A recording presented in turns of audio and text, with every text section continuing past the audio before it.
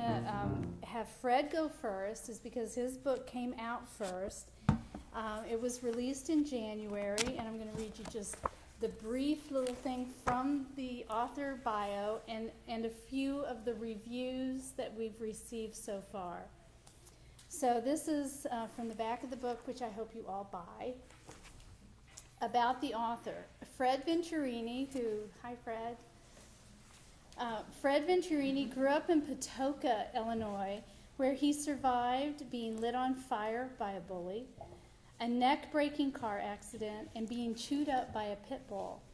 His fiction has appeared in places like River Styx, The Death Panel, Sick Things, Johnny America, Necrotic Tissue, and he is a 2-time Chuck Palahniuk anthology finalist, which is a big deal.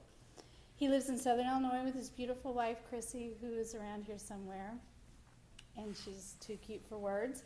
And The Samaritan is his very first published novel, and we are thrilled to have him as our debut author.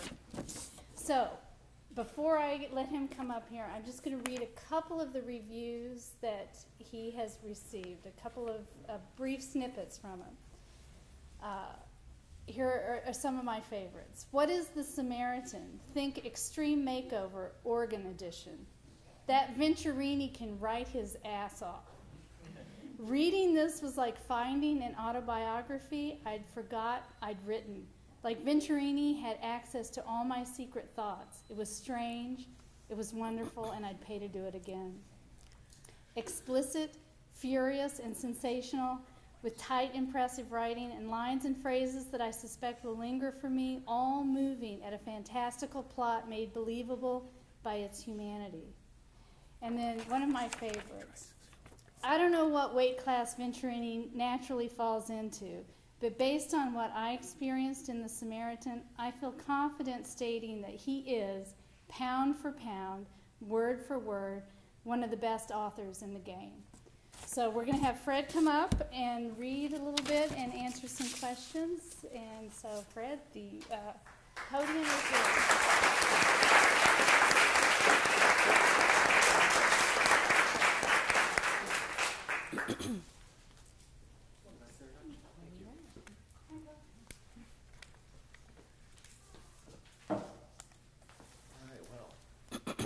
I used a microphone here. I'm going to try and find my distance. Does this sound okay?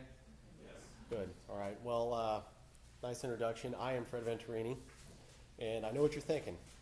That is a hard name to spell. But fortunately, if you ever have to spell it, it's written correctly on the front of this particular novel. Yeah, that's correct. So what I'm going to do here is I'm going to read a little something. I'm going to read it out loud because I think that's more interesting. It usually goes over better that way. And then I'll say a few random words in order that will hopefully make sense. And then if you have any questions, you just want to chit-chat, I can do it in front of the microphone. You can just catch me somewhere else, maybe the children's section. You'll see that I belong there after I read this. So let's get going. This is chapter 20. The fog of sleep lifted. Cold steel surrounded me. Smooth tile, jars and edges, and no clutter. Each heartbeat was a beacon that lit up spots of pain inside of me. But maybe it was heaven. Maybe God was a doctor, and we would die and wake up in his care, and he would fix us up, and then we would get our welcome to heaven party, complete with a smoked pig and barely dressed girls, and Jesus making water into wine, and beer and Hawaiian punch. Or maybe I woke up in a hospital, and God was still making me wait. Didn't seem like a hospital room, though. Looked like a surgical room, or just an all-purpose medical room, and a vaguely familiar one at that. Doc Venhouse's. A big piss was burning in my abdomen. I wanted to move, but I was swollen and sluggish, my blood feeling thick as used motor oil. Hollering was option 2. My tongue gauged the damage. Most teeth were gone, lips gashed up, my throat full of rust and croak. Hey, I said, a whisper at first. With subsequent tries, I tried to gain some throat traction. Louder, but not loud. I banged on the side rails of the cot. Another futile, hey. I wanted to swing my legs over. Try to get up when I noticed I had a piss tube stuffed into my Johnson. This helped me scream a little louder. Doc Venhouse came through the door and shushed me. He wore street clothes, jeans, sneakers, a polo shirt. Don't be in a hurry to get up, he said. his near-doctorly presence enough to drive my head back into the pillow. You've got a broken leg on the right, severed toes on the left. If breathing hurts, it's from rib breakage, and you've been lucky enough to have your lungs intact after breaking your ribs again. So you read up on me, I said. Yes. He did doctor things, checked things, wrote things down. He was monitoring me, but from the feel of my injuries, I belonged in a hospital. This wasn't an altruistic act that Doc Venhouse was doing. He had found me, brought me to his office. He wanted me to himself. Damn lucky I came along when I did, he said. Healing's one thing, but I don't know if you have 9 lives yet. I never thought about the possibility, but it would have been just my luck to be immortal and suicidal at the same time.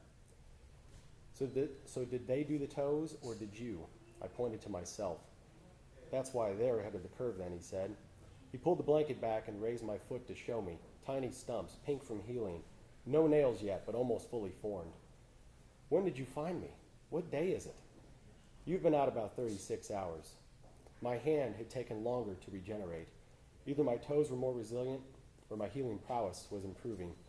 I felt around my mouth. Tips of new teeth were already descending.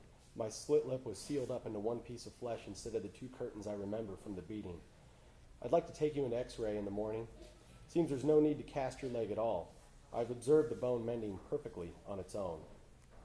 He had checked my medical records, which clearly stated my ear and hand were mostly blown away, exciting him enough to make a special trip to my house, with an offer, I'm sure, but still a few minutes too late to save me from the latest entry into the Dale Beating Hall of Fame. Did you call the cops, I asked? No one knows you're here. You should have taken me to a hospital, right? Only if you wanted every doctor in America poking around inside of you before you woke up, as opposed to just one. You wanted me to take your kidney out, remember? He said. So, do you think it would grow back? He looked at me, up and down, a look of marvel and veiled excitement, as if the words had to be birthed inside of him before they could even be uttered. Words that he would be diametrically opposite of all the words he had learned in the field of medicine. I have almost 0 doubts your kidney would regenerate. You are perhaps the key to the next great wave of medical innovation. Am I on painkillers right now? He shifted into a neutral tone, disappointed he couldn't excite me, a doctor's tone. No, I did not want to interfere with your natural process. Well, don't be stingy. It may heal fast, but it hurts like hell. How about your best painkiller cocktail? And when I wake up, I'd like some soup, vegetable beef. He nodded once and walked out. So this is what it felt like to be a pretty girl and get your way. One could get used to the feeling. Doc juiced me up, and it felt like a pat of butter was melting on my brain. I dozed off, wanting to sleep through till my healing was about over, like it were some boring flight that I wanted to end as soon as possible. Healing might come with all of these positive connotations, all these images of light and warmth and hope, but in all reality, healing hurts like a motherfucker. And I'm done with this chapter.